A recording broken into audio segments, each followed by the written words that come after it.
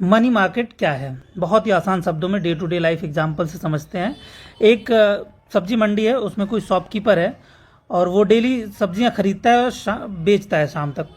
एक दिन उसके पास पैसे कम पड़ जाते हैं तो वो सिंपली साहूकार के पास जाता है, उससे कुछ पैसे लेता है।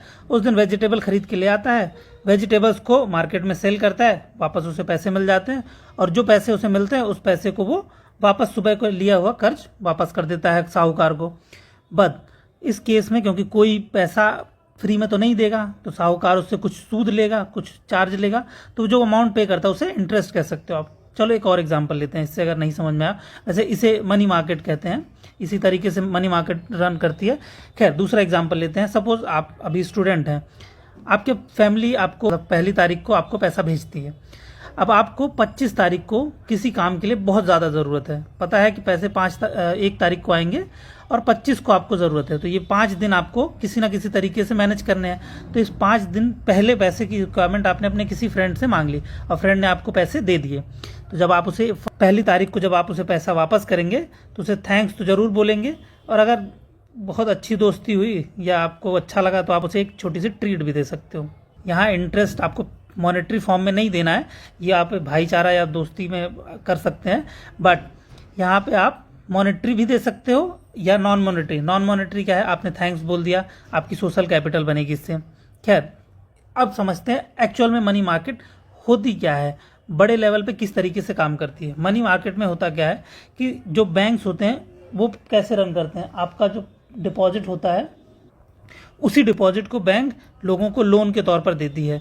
बट आपने पैसे डिपॉजिट किए हुए हैं, अब आपको पैसे चाहिए, तो कई बार ऐसा होता है कि बैंक ने ऑलरेडी पैसा दे रखा है, अचानक से आप आए और आपको भी पैसे चाहिए, तो आपने भी पैसे विड्रॉ करने शुरू किए, तो अब बैंक के पास शॉर्टेज होनी शुरू हो जाती है।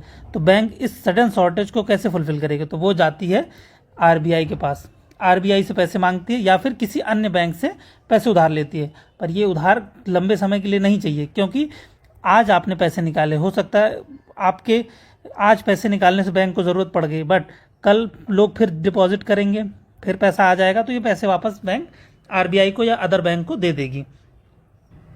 इन सिंपल टर्म हम ये कह सकते हैं कि मनी मार्केट में प्लेयर कौन कौन है। प्लेयर होते हैं लोकल बैंक्स या कोई बैंक कह लो आप, बैंक होंगे, गवर्नमेंट होंगी और कंपनीज इसमें पार्टिसिपेट करती हैं। पार्टिसिपेशन के लिए इसमें कैश का इस्तेमाल नहीं होता है, इसमें सेल परचेज होती है ट्रेजरी बिल्स की, कॉमर्शियल बिल्स की, सर्टिफिकेट ऑफ डिपॉजिट्स की। ये शॉर्ट टर्म बारोइंग और लेंडिंग का मामला है पूरा।